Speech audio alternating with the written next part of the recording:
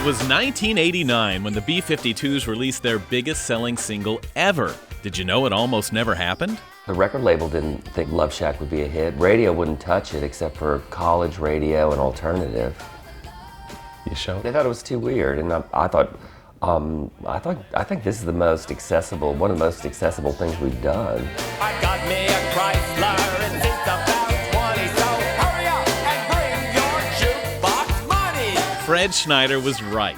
After 13 years of toil and struggle, Love Shack made the B-52's an overnight sensation. Sign says, stay away, fools, 'cause love rules at the Love Shack. And Schneider was suddenly considered one of the most unique performers in music, knocking at the door of stardom. Knock it louder, sugar. It was a sweet victory for a man who for most of his life was seen by friends as a disappointment. They said to my mother, "Oh, Carol, it's so sad that Freddie dropped out of college." Then, they're asking for tickets to shows later on. I can hear you. To be honest, nobody was more surprised by their success than the B-52's themselves. Kate Pearson, Cindy Wilson, her late brother Rick, and Keith Strickland. The whole band, the Bees, we just took a chance. We lived life in Athens, and you only had hopes. We never knew what we could do. In fact, they all did other things. Fred was a custodian and became a meal delivery coordinator for the Georgia Council on Aging. We all had Keith and Rick worked at the bus station, Cindy worked at the Whirly Q lunchette, making peachy burger melts. And Kate worked, as she said, at the local rag.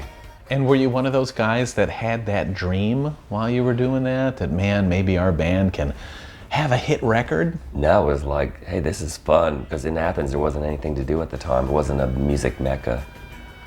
We just did it because we liked it. Doing it because they liked it. It's what drives Fred to this very day. Like I say, thank God for Love Shack. I'll never get sick of it. And now the Superions. Yes, and we're going to sell millions. You see, Fred has started a whole new band. Oh, he's still in the B-52's, and they'll always be his main gig, but he also started the Superions. What do you hope happens with this album and this group? Like million sellers, world stardom, just basic, what every, person in the band wants. Some critics think they're already on their way, with titles like Who threw that ham at me? Who threw that ham at me? Hey, please, did anyone see? Who threw that ham at me? and Fruitcake, heavy as lead. Fruitcake, if it hits you in the head.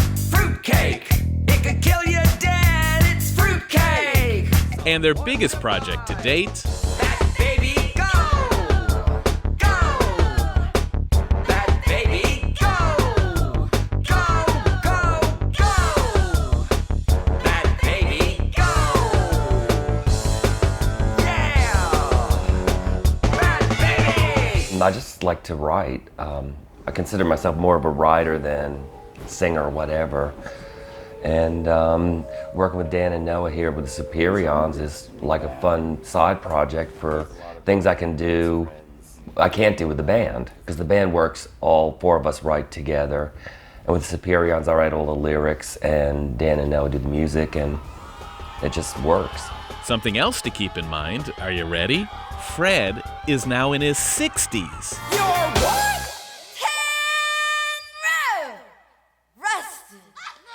Do you know that you are breaking the stereotype of what people think happens as you grow older? Oh, I know. When I think about my grandparents, they were dressing like, well, the end is near, so I'm gonna just wear a house coat or old pants and things. So I don't know. You just have to think young. Do people tell you, Fred, when are you gonna grow up? I don't know. I'm successful being a nut like I am, so who cares? Are you happy? Yeah, I'm very happy. And are you having fun? Well, look at our videos. That baby flying through the night. That baby crying day and night.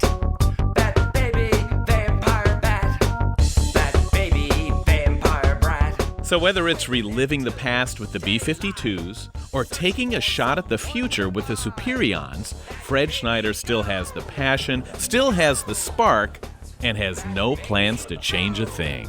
I've accomplished whatever, except I'm not a top movie star, but I can live with that. You never know. You never know. You never know who's watching. That's true. Mr. DeMille, I'm ready for my close-up. Love shot.